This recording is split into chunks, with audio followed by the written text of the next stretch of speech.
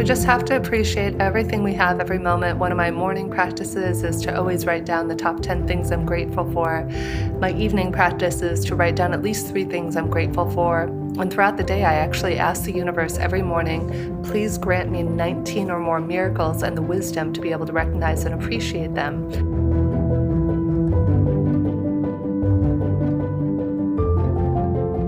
Welcome to a new episode of Most Memorable Journeys. Another fantastic guest today, and this time it's a lady because I have been told that I have too many men on my podcast. And I promise you from now on, it's a lot of gorgeous ladies with stories to tell, travel stories and life stories. And today my guest is an author. She is a TV host, a radio host. She is the founder of Heels, and she is doing a program called Vocal Mastery for Leaders. She does a lot of other things, and we're going to talk about that. Welcome to Most Memorable Journeys, Jennifer Hill. Thank you so much. It's such a pleasure to be here with you and your listeners, Elizabeth. Jennifer, we met because you were a speaker at the Global Woman Club. I don't think that you realized what you signed up for when you signed up for that speaker program, did you?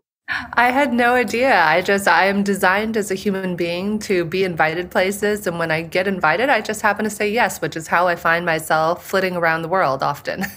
Yeah, I think this is so amazing because after that, you were in this program, you were on my New York club on Zoom, and then you ended up meeting Mirella in London. And then, things just take their turns.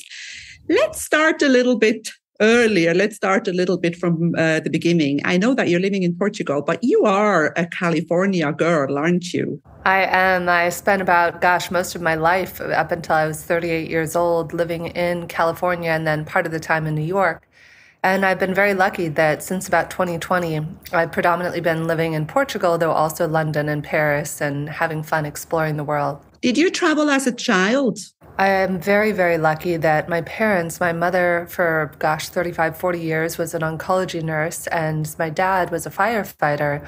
And because of how their schedules worked out, I got the travel bug very early. Every single summer when I was a little girl, my parents would get about 3 to 6 weeks off, and we'd go camping in a Bronco with one of those old-fashioned tent trailers. So I've also been to almost every single state in the United States. Oh, wow, that's amazing. I used to be a tour guide in the US. And I used to work out of LA, and I worked out of New York as well. But LA was my favorite area. We had a tour called The Best of the West. Right. And I know exactly what you're talking about. What is your favorite area there? I mean, I'm talking about Bryce Canyon, Zion Canyon, Grand Canyon, or the lakes. What do you like most? It's tough to say. I do love places like Zion, for example. If you've never seen, it is truly magical. There's that red rock that you really don't find anywhere else in the world, or the expanse of the Grand Canyon. Though for me, honestly, Elizabeth, I'm a water girl. So I love being like Monterey, for example, is one of my favorite places in the whole world, or Laguna Beach. I just love, love, love being close to the water. I like that too. And I'm originally from Switzerland, but I have been married in Cyprus for many years and living on the Mediterranean Sea. Portugal is on the Atlantic. It's not on the Med, but you're not far. So, that's amazing. And, there is one thing about Americans, and, people sometimes say, Americans some of them don't even have a passport and blah, blah, blah. But I believe that the United States are so beautiful. There is so much. There is everything. There is the Atlantic, the Pacific, the glaciers, the mountains, the Rockies, whatever. You don't need a passport. You can visit places all your life without actually leaving the country. I totally agree. I think that for me, because I was so honored and fortunate that my parents took me traveling to every state pretty much when I was a young woman, that by the time I was 18 or 19, I'm like, new territories, been there, done that, seen most of the states in the United States. And otherwise, I do encourage people, absolutely, if you're in the U.S., I don't think it matters as much, Elizabeth, where we travel, as long as we travel, as long as, I remember many years ago, one of my teachers said, if you're somebody who travels a lot, It's because you need to pick up sparks of light where you've left them around the world. So wherever I go in the world, I imagine collecting all of these sparks of light to be able to do more good on the planet. That's beautiful. And, as we know, we will not regret the things that we did, but we will regret the things that we didn't do. So it's important to go and do them. So where was the first trip abroad then, outside the US? Well, I was very lucky that when I was younger, you don't really consider this abroad. When I was younger, my parents used to take us down to Mexico. And I really attribute a lot of my personal success and happiness from my parents teaching me to help others. We would go down to Mexico and do volunteer work down there. So Mexico is really just a hop, skip, and a jump from where I grew up in San Diego. So I don't really consider that abroad. Though when I was 20 years old, my mother and father gifted me, I was graduating college early, and they gifted me a trip to Paris. So my mother and I found ourselves in Paris in, I think it was 2001, if I'm not mistaken. And it was extraordinary. I fell in love. We spent 2 weeks. We went to Versailles. One of the funniest moments of that trip, Elizabeth. So we had a friend there, a family friend, who had a son who was about my age. And so my mom and I and the son and we all go out for an early dinner. And then the son takes me, showing me around Paris. I don't even remember. I was out till clubs and bars and stuff until about 6 a.m., as you are when you're 20 years old. And I should be. as I'm rolling back into the room that I'm sharing with my mom, I'm literally like knocking on the wrong doors, can't even see straight. And we're supposed to go to the Palace of Versailles that morning. And so my mom had brought with her, back in the days where you could still bring a little knife on the plane. So my mom had like a little pumpkin cutter knife that was for the baguette. And I remember I was just like trying to even like slice a piece of bread to have with cheese. I couldn't see straight. And so she brings me to Versailles that day, and they literally called me Le Bagage because I was not participating. They would just pick me up, sit me down. You were just annoying. So yeah, I did not sleep well that night, but I did get to see most of Paris between 1 a.m. and 6 a.m. Out of those 2 weeks, you're talking about that. So it was definitely an experience that you won't forget. And I think, whenever you probably think or hear the word Versailles, that's what comes to your mind. And I think that's what most memorable journeys are about. I remember when I was a tour guide, when everything went well, I was bored. I always used to feel like something has to happen so I can show what I can do. And I think this is what life is about. I like to talk about resilience. Now, this is out of context because we're talking about your young travel experience. But I think you become resilient when unexpected things happen, and then you learn how to react to them, right? Literally, that happened last night, Elizabeth. So last night, my husband and I, there's a wonderful restaurant, shout out and plug for a restaurant up the street from us here in Lisbon called Loco. So if you've ever been to Lisbon, it's like San Francisco. It's all cobblestones and straight up hills and steep down hills. And so we were down the hill from this restaurant that was probably a 10-minute walk, but it would have been uphill on cobblestones. So we order what's called Bolt here to get to dinner. And God bless our little Bolt driver. So he comes in this little car, and the streets are like this big. So he starts following the GPS, and we literally are down a street that on 1 inch to the right, 1 inch to the left, the car is about to be smashed into smithereens.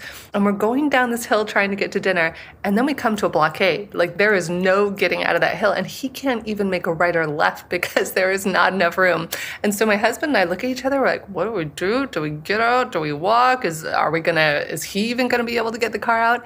And the guy was like something out of a movie, Elizabeth. He's like, boom, boom. And then we're like backing up the hill. And then we like flip around. And then he makes it through. I think we gave him a 10 euro tip to go 3 blocks because we couldn't believe that this guy managed to get out of this itty bitty little street that not even a person could barely walk down, let alone a car. So it was pretty funny. It is funny. And it's what you went for dinner, but you're not talking about the dinner. This is what you will remember. You're not going to remember that dinner unless you were discussing something really important, but you're not going to remember that dinner in 10 years, but you will remember the drive. Yeah, that's such a great point. I love that.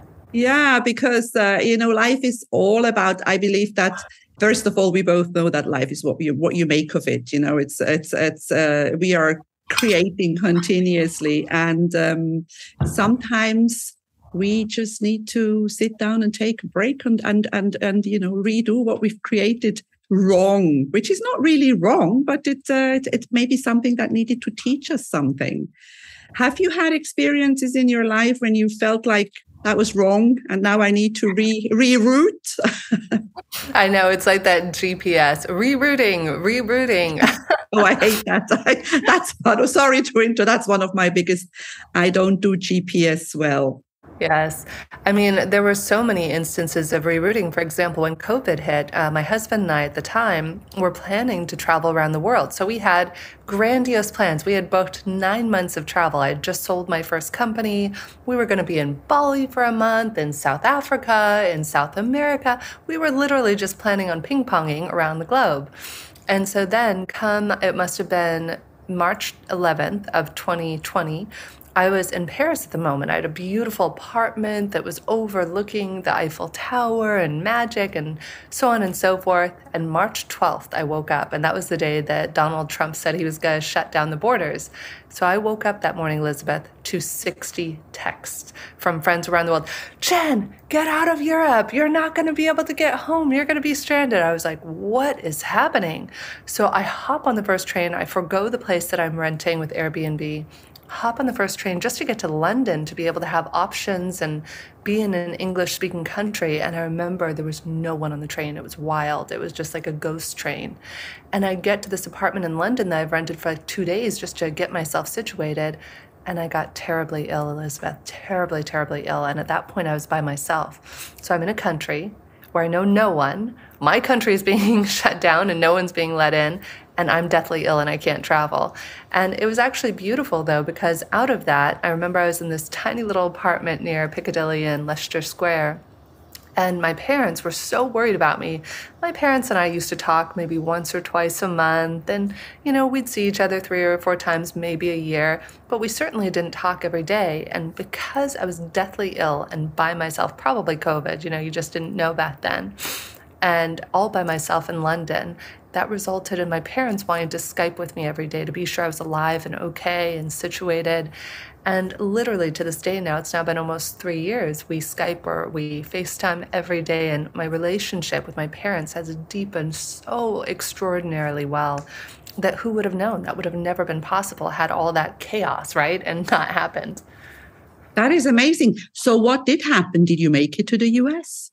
No. So actually, out of all of that, I found myself living in London for 6 months because I heard horror stories of what was happening to my friends and to people in the US. And here I was in London, and because nobody was in London, I was able to rent a spectacular dream apartment, floor-to-ceiling windows, overlooking the London Eye, overlooking the Thames in a high-rise, expensive building for probably a fourth of the normal cost. And so while everybody else had a really rough time, quarantining from what I heard in the US, I had the best 6 months of my life. I was literally out every day, feeding the birds at St. James Park, going for walks and runs. One of my best friends who had lived in London years ago over a summer said, Jen, I am so jealous of anywhere I could have chosen to quarantine in the world. How does it get better than London? I remember there were days where I would walk down Oxford Street and I had pictures of it, and there was not a single soul on Oxford Street. Although I will say one of the most challenging aspects of all of that, Elizabeth, was, the Ritz Hotel in London. Have you ever been there? So I was out for a run. It was one of the first days after I got over being really ill that I went out for a run, and I was going to go for a run or walk in a park with a friend of mine who lived there. And I'm waiting for her by the Ritz Hotel. And I take out my phone, and that's all I have on me is my phone. And I take a picture of this beautiful purple flower right by the Ritz. And behind me come 2 guys on a motorcycle, and they go up onto the concrete behind me and pull my cell phone out of my hands. At that moment, I am still alone. I am in London, and through a wild miracle 2 months before my birthday in Portugal, I had always had one of those cell phone wallets. Literally for 5 or 6 years, I'd never had a normal wallet. My wallet was always kind of flipped onto my cell phone. And I decided to get an indulgent purchase, and it was like my birthday that year, so I go to Hermes and I get myself a Hermes wallet, which I would have never done before. So I do that, and because of that little miracle about a month or so earlier, my wallet and all my stuff was safely at the house. And I was able, through a series of serendipities, to get everything I needed. The guy I was renting from even had a new cell phone sent to his place in the US and then forwarded it to me. But I had no cell phone then by myself in London, for basically 2 weeks. It was wild. Oh my God. Isn't that amazing I think we need to start kind of a book project or some kind of a project of COVID stories. And where were you? Because when you mentioned the 11th of March, 2020, it gives me goosebumps because I have a story. My daughter was traveling in South America at the time, and we had arranged to meet in Buenos Aires in March. And I was very stubborn, and I was watching this COVID situation, and I thought, I am going to Buenos Aires. I don't care. And I actually traveled on the 11th of March, 3 hours to Zurich and 15 hours from Zurich to Buenos Aires to meet my daughter. And I arrived on the 12th. That's when Donald Trump and many, many other people in the world decided to close their country down, including Argentina. So I had 3 days to get out.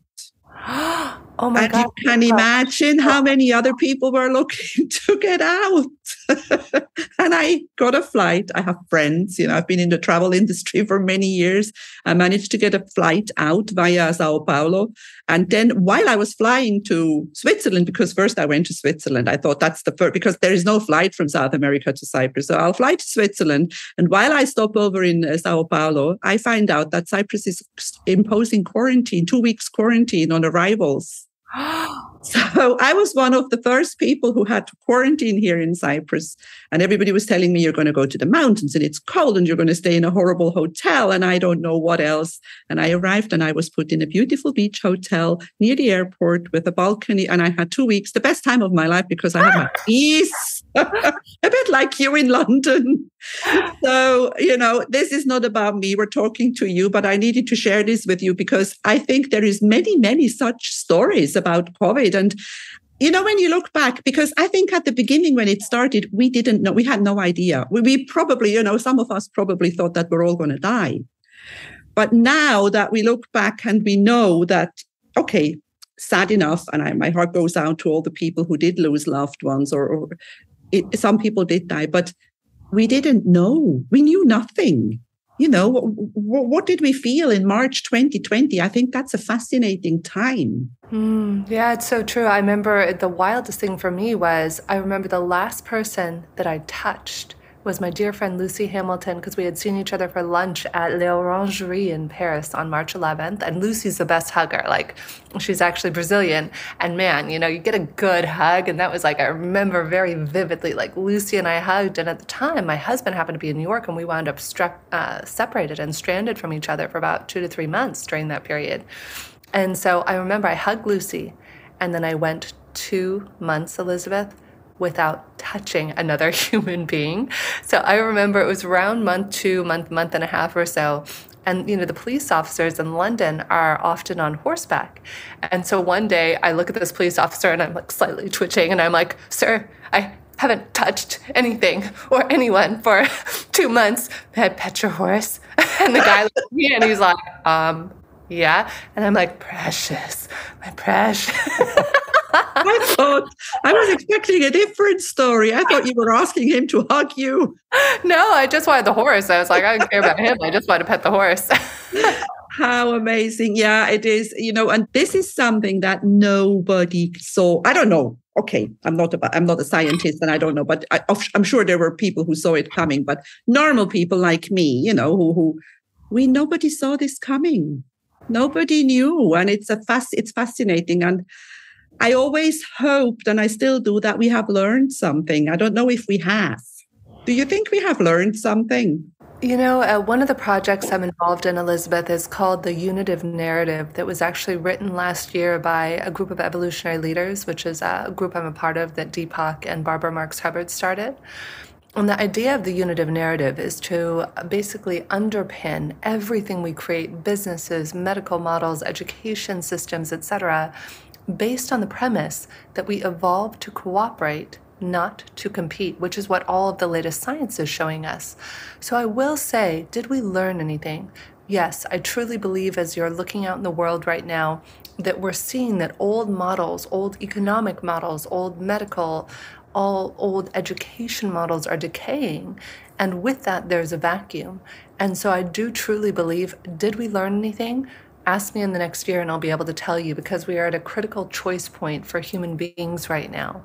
Do we choose to allow the old models, old systems that were basically killing all of us to continue to fill up this vacuum, in which case we may become extinct in the near future? Or do we put on a new paradigm? Do we put on a new lens to see ourselves and the world through?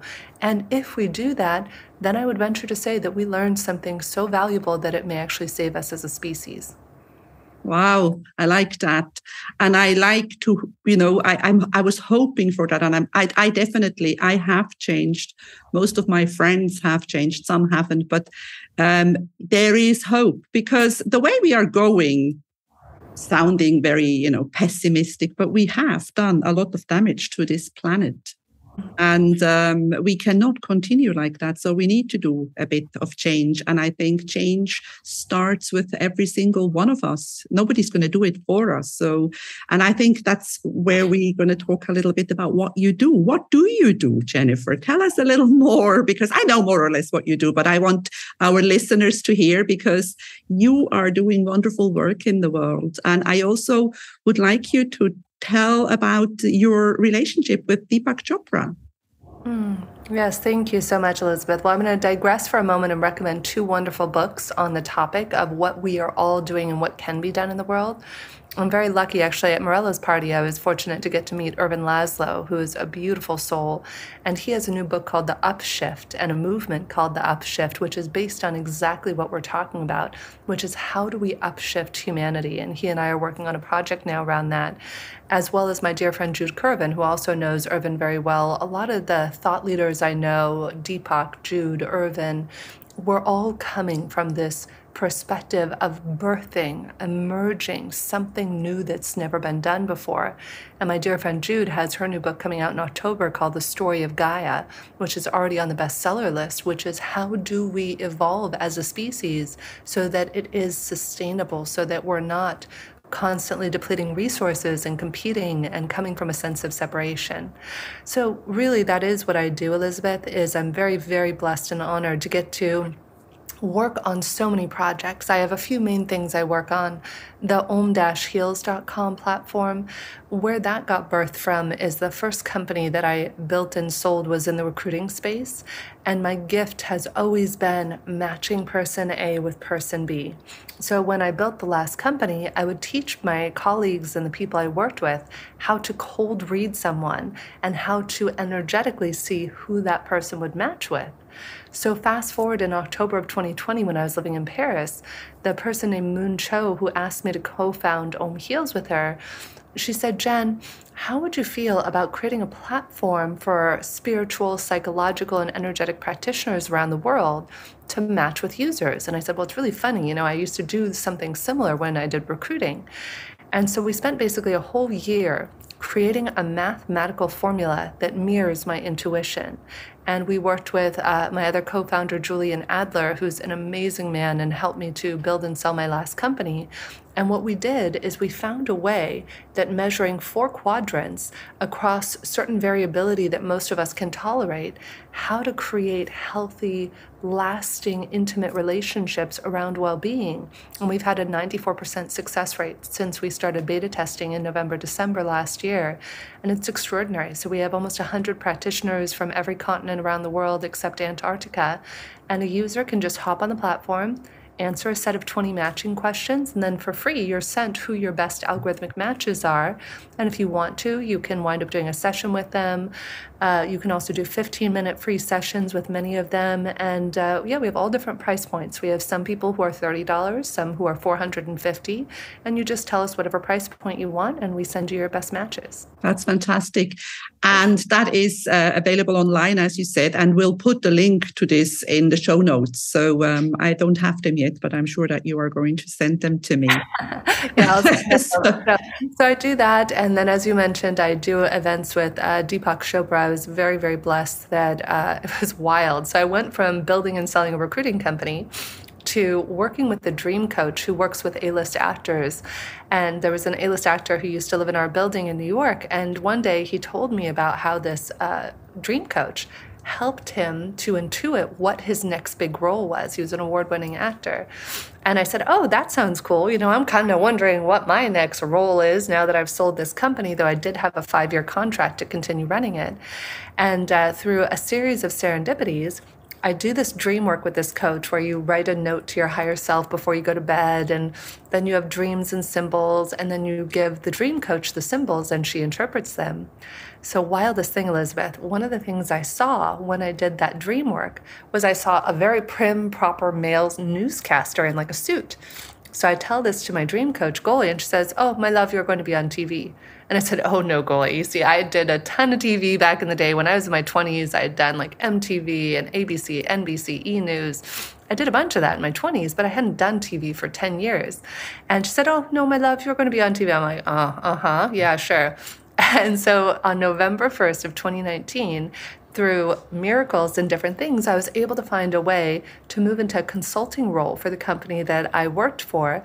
The same week that happened, I was offered a TV hosting gig for a new network called Awake TV and an opportunity to co-moderate a panel with Deepak Chopra and Don Hoffman at my old alma mater, UC Irvine, in January of 2020.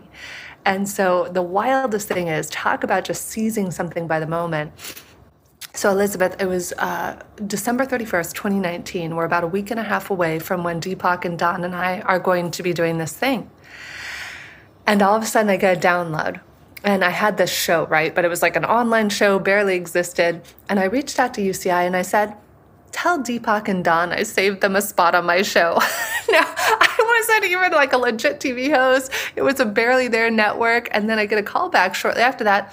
Deepak's people will be in touch. And then next thing you know, they're like, Deepak wants this sort of a car. He'll meet you in studio, blah, blah, blah. And then that was the first of 16 episodes that Deepak and Don and I did. And I did a special episode actually with Deepak and Bruce Lipton last year. You can Google their names or their name and my name, and it'll pull up. And it's just been magical and a lot of fun. How amazing.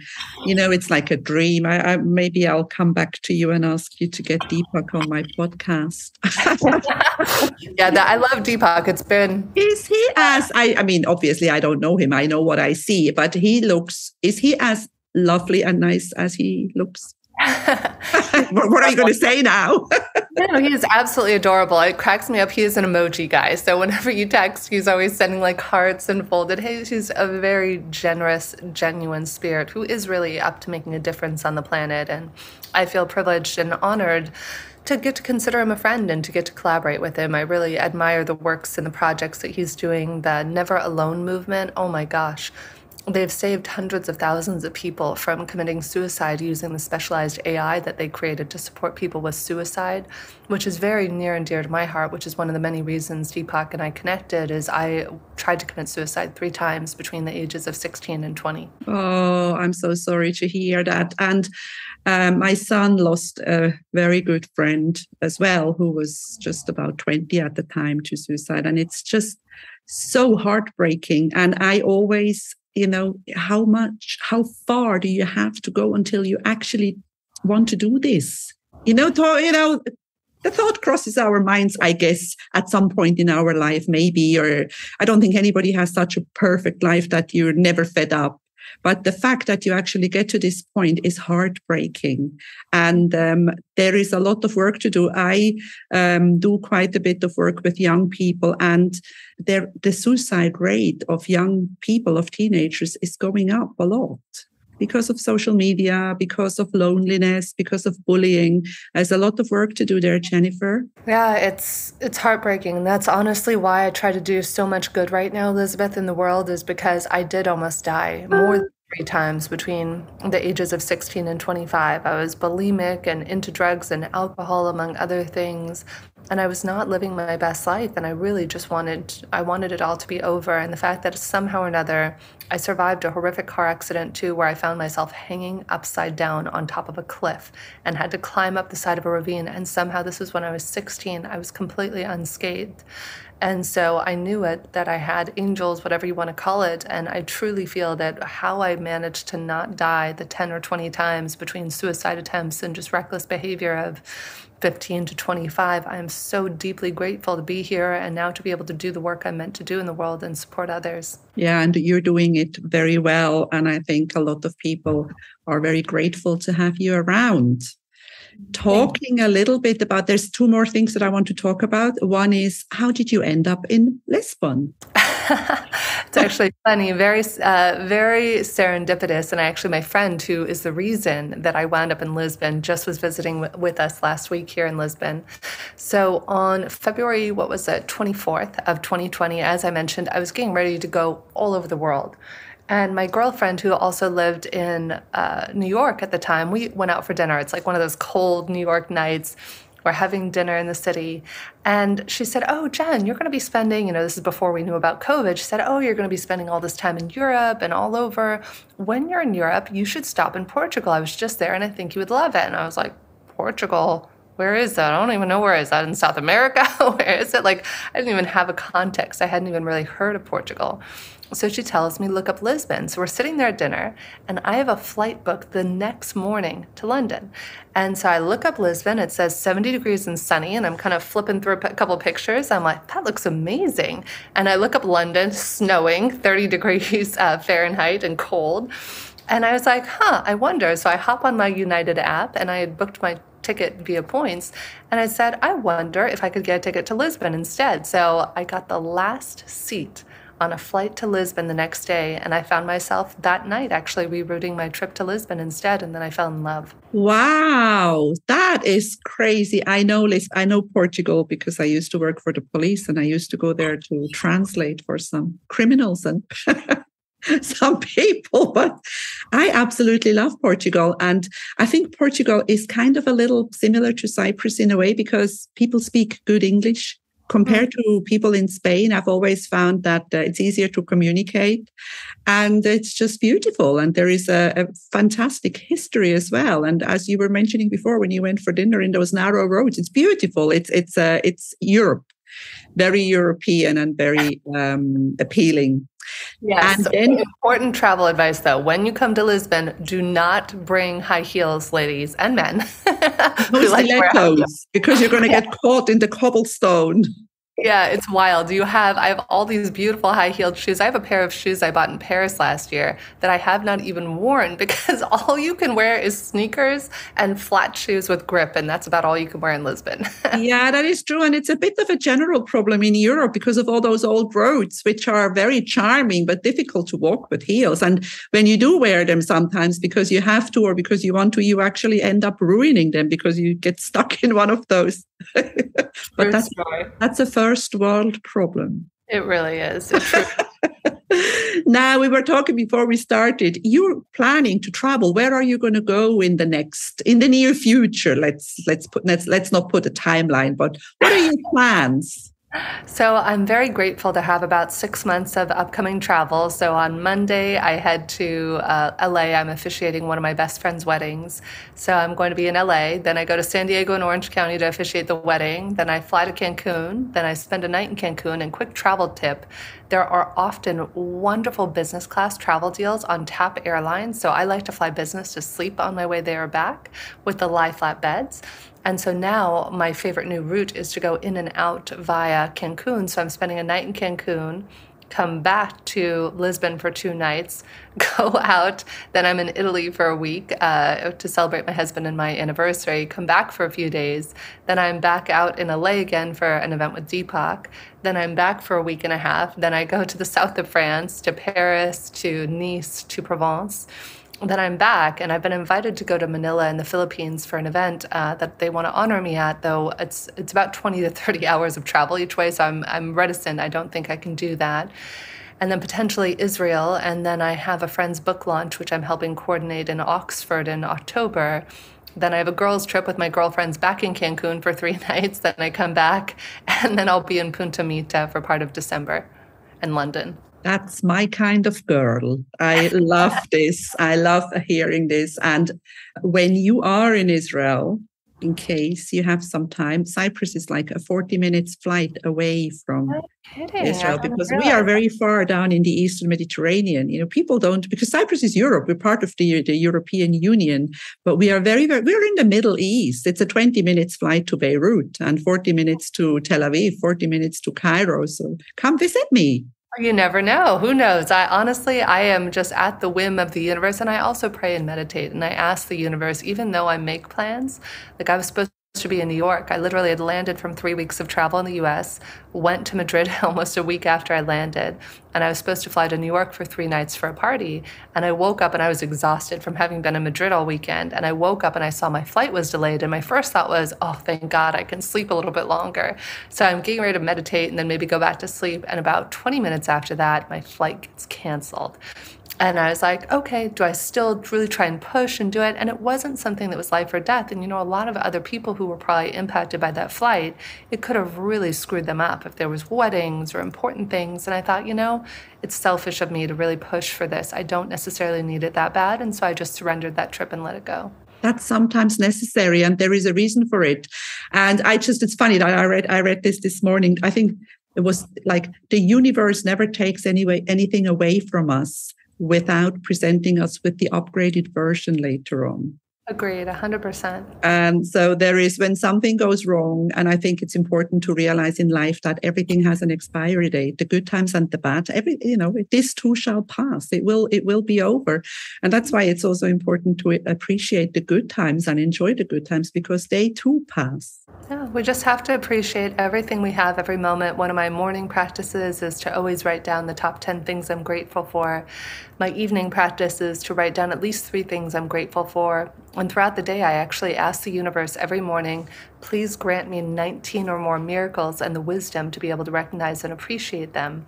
And last Monday, Tuesday, I think it was, Elizabeth, I had 48 miracles in 48 hours. They were happening so fast, I couldn't even write them down as quickly as they were happening. And I said to people, it's like almost like you have an umbrella, and so you got to turn it upside down, increase the size of the umbrella to catch all the miracles. Wow. Did you say 19? Yes, I asked for 19. Why 19? Funny story about that. So in December, actually, let me rewind. In November, when I was hosting a show on Awake, there was a famous doctor named Dr. Todd Ovakaitis. And Dr. Todd had said to me, I told him about my evening practice of writing down what I'm grateful for, how I could have lived the day better, and what I was proud of myself for. And Dr. Todd said, I also challenge you to write down moments of miracle, synchronicity, and awe every day. So I started to kind of do that. And then one morning in early December, I thought, you know what? I'm going to ask the universe for a specific amount of miracles. So I write it down. I just use my notes on my phone and I start to write it down. And as I do, I write down what I think is the number 10. Universe, please grant me 10 or more miracles. Though ironically, my finger wrote down 19. And so I go to delete the 9 to write the 10 instead. And I was like, wait a second. If the universe wants to give me 9 extra miracles, who am I to deny the universe? And I kid you not, that first day I did it, talk about miracles. I mean, I remember I was checking into a hotel in Santa Monica from an Airbnb, and you know how it is when you check out of an Airbnb, there's often like a long delay between check-in to a hotel. It was like a 10 a.m. checkout, and hotel check-in wasn't until 3 or 4. So I called the hotel, and one of the first most amazing miracles, I said to the hotel, I'm supposed to stay with you later today. Is there any chance? Could I get like maybe a noon check-in? And they look me up and they're like, oh, Miss Hill, Jennifer Hill. Yes, Miss Hill, we actually have your room ready right now at 9 a.m. If you'd like, your suite is available and you can come in and enjoy, the beach and the facilities. I'm like, and it just continued on from there. So now the secret with receiving miracles is having the wisdom to recognize and appreciate them. And when we do, it changes our lives. Wow. And you said, the moments of miracle, synchronicity, and awe. Yes, awe. To notice the moments of awe.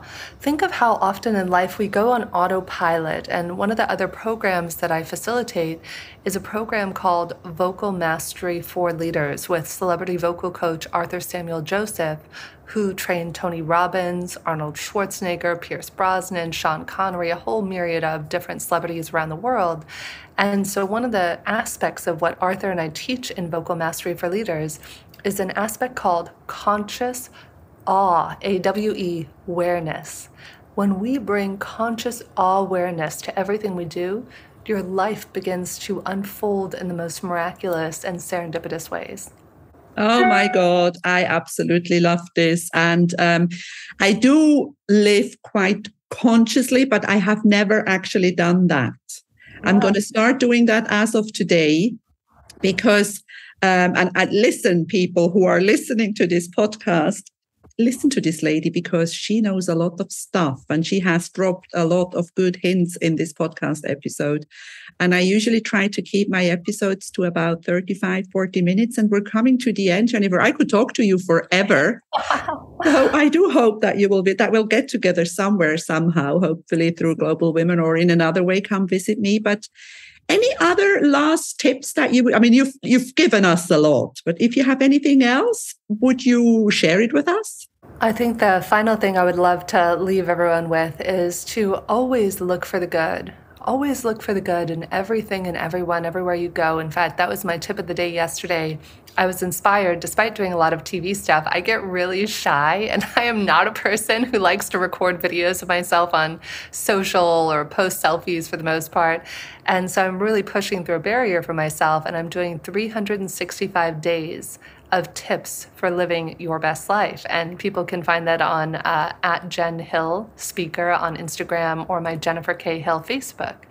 And so that was the tip I had given the other day is, can you imagine if we always looked for the good in ourselves and others, how that would shift our lives? So that would be my advice. Always look for the good, and you'll find that there's more good than you could ever imagine. Wow, I think we'll leave it at that. That's the best way to end the podcast episode. Thank you so much. I know that you're a busy lady. Thank you for taking the time to talk to me on Most Memorable Journeys, Jennifer, and I hope to see you soon. Thank you. Thank you, Elizabeth. If you enjoy my podcast, please like, share, and subscribe to my channel. You will find all the information in the show notes.